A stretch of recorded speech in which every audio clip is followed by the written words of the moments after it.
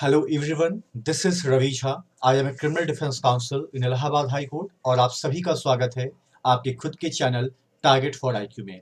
जैसा कि आप सभी जान रहे हैं कि फिलहाल इस वक्त हर वो महत्वपूर्ण कॉन्सेप्ट जो आपके एग्जाम के पॉइंट ऑफ व्यू से एक महत्वपूर्ण भूमिका में आ सकता है, उसके बारे में आपके साथ अलग अलग फैकल्टीज के द्वारा चर्चा की जाती है। और आज उसी चर्चा के क्रम में आपके साथ सीआरपीसी नहीं बल्कि भारतीय साक्ष्य अधिनियम के कुछ ऐसे पहलुओं के बारे में चर्चा की जाएगी जो अमूमन देखने में तो आपको बहुत ही सिंपल से लगते हैं, लेकिन वहां से भी विगत वर्षों में सवाल पूछे गए हैं और इस उम्मीद के साथ कि आने वाले समय में भी वहां से कम एक दो सवाल आपको जरूर देखने को मिलेंगे। तो आइए भारतीय साक्ष्य अधिनियम 1872 के उस महत्वपूर्ण कॉन्सेप्ट को देखने और समझने की कोशिश करते हैं जो कि आपके एग्जाम के दृष्टिकोण से एक अहम भूमिका के रूप में आपको नजर आएंगे। यहाँ पे जब हम सबसे पहले सवाल की ओर बढ़ते हैं तो यूजुअली आपसे सवाल ये पूछा जाता है कि जो आपका भारतीय साक्ष्य अधिनियम है ये आपका कब से प्रभावशील है, यानी कि ये आपसे इंडियन एविडेंस एक्ट के डेट ऑफ इन्फोर्समेंट को लेकर सवाल कर रहा है और ये डेट है आपकी 1 सितंबर सन 1872। तो हम ये कह सकते हैं कि 1 सितंबर सन 1872 वो डेट है जिस डेट को आपका भारतीय साक्ष्य अधिनियम प्रभावी ढंग से सभी जगहों पे लागू हो गया या एप्लीकेबल हो चुका था। उसके बाद जब हम इस प्रावधान की बात करते हैं तो हमें दूसरा सवाल ये देखने को मिलता है कि जो आपका साक्ष्य अधिनियम है ये कहां पर अप्लाई होगा और कहां पर अप्लाई नहीं होगा।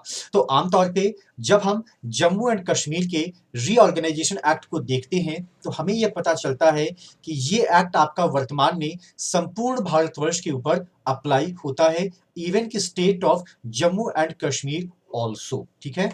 उसके बाद यहां पर एक सवाल आपसे और पूछा जाता है उसी क्रम में कि साक्ष्य अधिनियम किन पर लागू होता है या साक्ष्य अधिनियम किन पर लागू नहीं होता है।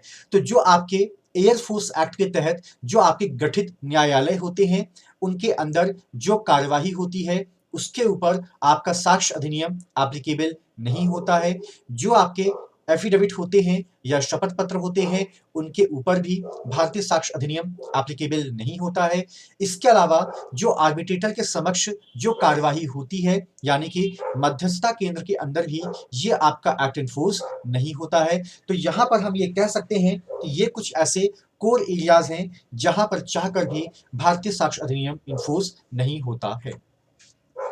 उसके बाद यहां पे जब हम आगे की बात करते हैं तो यहां पर आपको एक से ज्यादा विकल्प नजर आ सकते हैं कि भारतीय साक्ष्य अधिनियम कहां कहां पर अप्लाई नहीं होता है।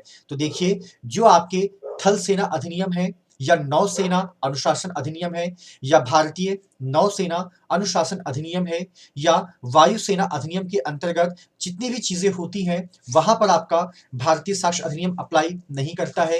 इवन दो कि जो मध्यस्थ के समक्ष जो कार्यवाही होती है वहां पर भी ये आपका एप्लीकेबल नहीं होता है, लेकिन जो आपकी न्यायिक कार्यवाही होती है वहां पर ये आपका अप्लाई जरूर होता है। और इसके अलावा जो आपके शपथ पत्र होते हैं उनके ऊपर ये आपका लागू नहीं होता है। तो आमतौर पे आपके सामने कुछ क्वेश्चंस ऐसे आ सकते हैं जहां पर आपको एक से ज्यादा विकल्प नजर आए। जब ऐसी परिस्थिति हो तो आपके सामने एक ही विकल्प बचता है कि आप उस ऑप्शन को ढूंढने की कोशिश करिए जिसके अंदर ज्यादा से ज्यादा चीजों को कवर किया गया है, क्योंकि एज पर दी आयोग उस उत्तर को सबसे ज्यादा सही माना जाता है। उसके बाद एक सवाल आपसे और पूछा जा सकता है कि जो आपका भारतीय साक्ष्य अधिनियम है इसकी साक्ष्य विधि का प्रकार क्या है या किस प्रक्रिया के अंतर्गत आते हैं।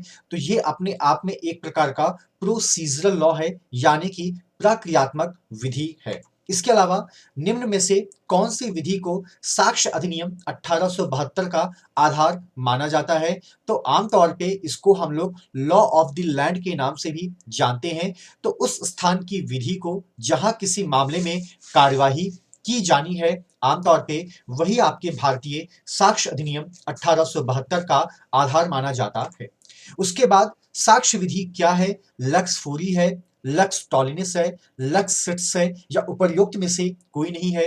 तो साक्ष्य विधि जो है ये आपके लक्स फॉरी है यानी कि लॉ ऑफ द लैंड के नाम से भी इसको इंटरप्रेट कुछ जगहों पे किया जाता है।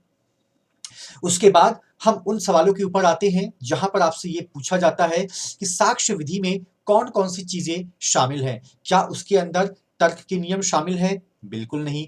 क्या साक्ष्य के साधारण नियम शामिल हैं? थोड़ा बहुत हो सकता है। लेकिन जो आपका सी ऑप्शन है जिसके अंदर बात की गई है साक्ष्य के विधिक नियम की, तो ये आपके एग्जाम के दृष्टिकोण से एक महत्वपूर्ण टर्मिनोलॉजी है, क्योंकि पूरा का पूरा जो आपका भारतीय साक्ष्य अधिनियम है ये सिर्फ और सिर्फ विधिक नियम को ही अपने अंदर समाहित करता है। और उसी विधिक नियम के अंदर आपको अगर भारतीय साक्ष्य अधिनियम के कुछ साधारण नियम भी नजर आ जाएं तो इसमें कोई भी अतिशयोक्ति नहीं होती है। उसके बाद आपसे ये पूछा जा सकता है कि जो आपके भारतीय साक्ष्य अधिनियम है इसके अंदर कुल कितनी धाराएं हैं या टोटल कितने चैप्टर्स हैं। तो इसके अंदर जब हम धाराओं की बात करते हैं तो उनकी संख्या है 167, और जब हम चैप्टर्स की बात करते हैं तो उनकी संख्या है 11। इसके बाद एक सवाल आपसे पूछा जा सकता है कि भारतीय साक्ष्य अधिनियम 1872 के अंतर्गत न्यायालय के निरीक्षण के लिए प्रस्तुत किए गए इलेक्ट्रॉनिक अभिलेख को हम किस कैटेगरी में मानेंगे? क्या ये दस्तावेजी साक्ष्य हैं?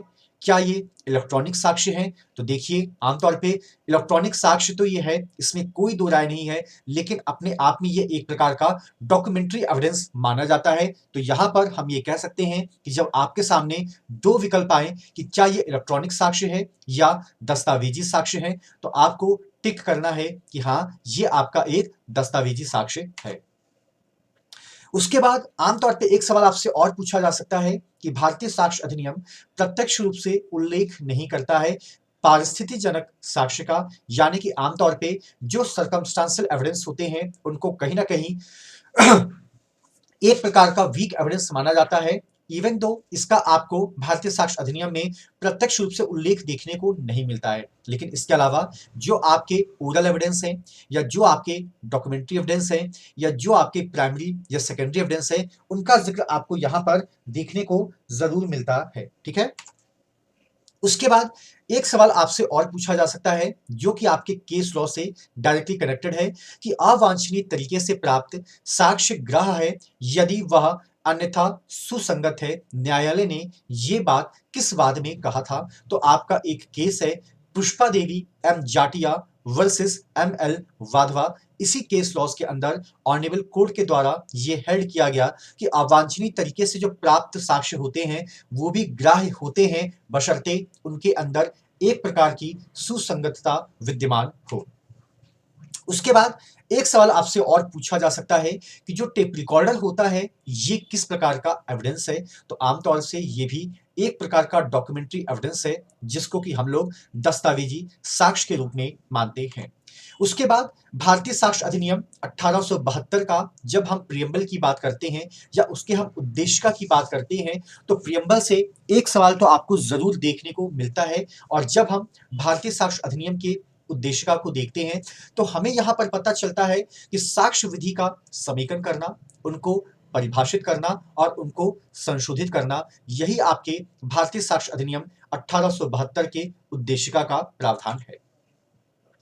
उसके बाद यहां पे एक सवाल आपसे और पूछा जा सकता है कि जो भारतीय साक्ष्य अधिनियम है यह कहां पर लागू होता है? तो आमतौर पे अधिकरणों के समक्ष कार्यवाही पे लागू होता है? बिल्कुल नहीं। किसी न्यायालय या अधिकारी को पेश किए गए शपथ पत्रों के ऊपर लागू होता है? बिल्कुल नहीं। मध्यस्थ के समक्ष कार्यवाही के ऊपर लागू होता है? बिल्कुल नहीं। तो हम ये कह सकते हैं कि इन तीनों ही परिस्थितियों में आपका भारतीय साक्ष्य अधिनियम एप्लीकेबल नहीं होता है। उसके बाद यहां पर आपसे एक सवाल और लिया जा सकता है कि इनमें से वो कौन है जो आमतौर पे आपका सुसंगत है और जिसको कि साक्ष्य के रूप में शामिल किया जा सकता है।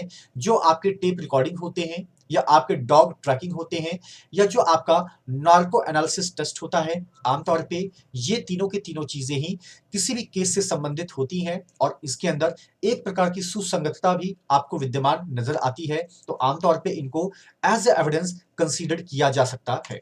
उसके बाद जब हम बात करते हैं कि इनमें से वो कौन सी चीज है जहां पर आपका भारतीय साक्ष्य अधिनियम लागू नहीं होता है, तो जो आपके प्रशासनिक अभिकरण की कार्यवाही होती है उसके ऊपर ये लागू नहीं होता है, अवमानना की कार्यवाही के ऊपर ये लागू नहीं होता है और जो मध्यस्थम की कार्यवाही होती है वहां पर भी ये एप्लीकेबल नहीं होता है।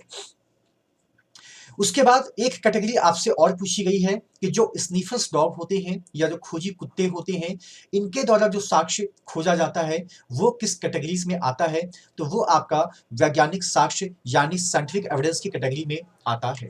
उसके बाद उच्चतम न्यायालय ने किस मामले में ये कहा कि खोजी कुत्ते के साक्ष्य में स्वाभाविक रूप से कमियां पाई जा सकती है, जिनमें से एक फैक्ट ये भी कहता है कि हो सकता है कि उसका मालिक गलत करे या उसके मालिक ने कुत्ते को सही तरीके से ट्रेनिंग ना दी हो, या ये भी हो सकता है कि कुत्ते और उसके मालिक में तालमेल की कहीं ना कहीं कमी थी, and just because of that कुत्ते ने एक गलत व्यक्ति को पकड़ लिया, और इस बात की संभावना से भी हम पूर्ण रूप से इनकार नहीं कर सकते हैं। और आमतौर पर ये वाद आपका आया था गाडे लक्ष्मी मंगा राजू बनाम आंध्र प्रदेश स्टेट में, जहां पर ऑनरेबल कोर्ट ने कहीं ना कहीं इसके ऊपर एक प्रकार का प्रश्न चिन्ह जरूर लगाया कि जो स्नीफर्स डॉग्स होते हैं, क्या उसके ऊपर पूर्ण रूप से रिलाई किया जा सकता है?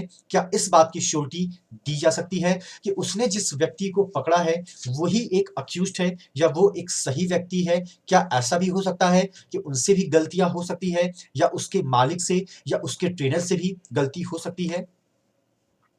उसके बाद यहाँ पर आमतौर पे एक सवाल आपसे और इसी स्निफर डॉग से पूछा जा सकता है कि कुत्ते के द्वारा जो खोजा गया साक्ष्य होता है, आमतौर पे वो ग्राह्य होता है, लेकिन उसका जो वजन होता है ना, वो बहुत ज्यादा नहीं होता है, पहली बात।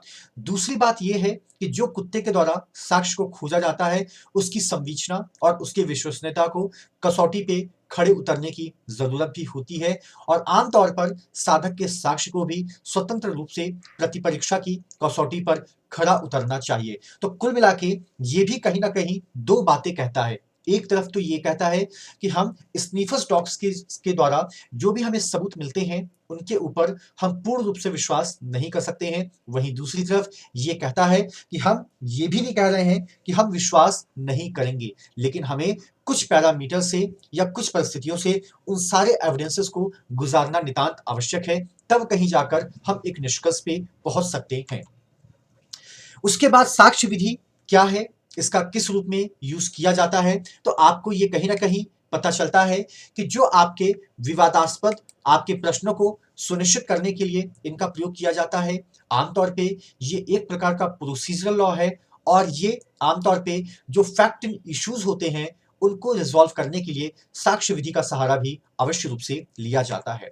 उसके बाद जो आपकी साक्ष्य विधि है, ये आमतौर पर अधिकारों या दायित्वों को कथित करने वाले तथ्यों के अस्तित्व और अनिश्चित्व का निर्धारण करती है, यानी कि जो फैक्ट इश्यूज होते हैं उन्हीं को इसकी मदद से सॉल्व किया जाता है, तब कहीं जाके हमें सही और गलत, राइट्स और लायबिलिटीज का इल्म होता है। उसके बाद साक्ष्य विधि लक्स फूरी है, ये सवाल एक बार फिर से रिपीट हुआ है, तो इसके लिए मैं माफी चाहूंगा। आमतौर पे ये सवाल विगत कई वर्षों में पूछा गया है, तो इसको लेके आपको थोड़ा सा अलर्ट रहने की जरूरत होती है। साक्ष्य अधिनियम शपथ पत्र और मध्यस्थ के समक्ष कार्यवाही के ऊपर बिल्कुल भी अप्लाई नहीं होता है। इसके अलावा गवाह झूठ बोल सकते हैं, लेकिन परिस्थितियां नहीं। आमतौर पे ये स्टेटमेंट था पावी का। आमतौर पे एक तरफ तो हम ये कहते हैं कि जो आपके सर्कमस्टांशियल एविडेंस होते हैं वो आपके क्या होते हैं, बहुत ज्यादा रिलायबल नहीं होते हैं, लेकिन दूसरी तरफ हम ये भी कह रहे हैं कि गवाह झूठ बोल सकते हैं लेकिन परिस्थितियां नहीं। तो आमतौर पे पावी के इस स्टेटमेंट से कहीं ना कहीं जो सर्कमस्टांशियल एविडेंस है उनको एक प्रकार का बल मिलता है। उसके बाद जब हम सर्कमस्टांशियल एविडेंस की बात करते हैं तो आमतौर पे ये प्रकृति के ऊपर निर्णायक होनी चाहिए, और आमतौर से इनको पूर्ण रूप से सिद्ध किया जाना चाहिए। अगर ये प्रकृति में निर्णायक भूमिका में नहीं है, या अगर हम इनको पूर्ण रूप से सिद्ध नहीं कर पा रहे हैं, तो कहीं ना कहीं ये नैतिक रूप से गलत होता है। उसके बाद अगर कोई तथ्य न साबित किया जाता है, जबकि न्यायालय का ये स्टेटमेंट होता है कि कोई तथ्य जिस पर विचार करके न्यायालय यह विश्वास करता है कि उसका अस्तित्व है ही नहीं। और इसी के साथ आज की इस चर्चा को यहीं पर समाप्त किया जाता है। आप सभी का सफर टारगेट फॉर आईक्यू पे बनाए रखने के लिए आप सभी का तहे दिल से शुक्रिया।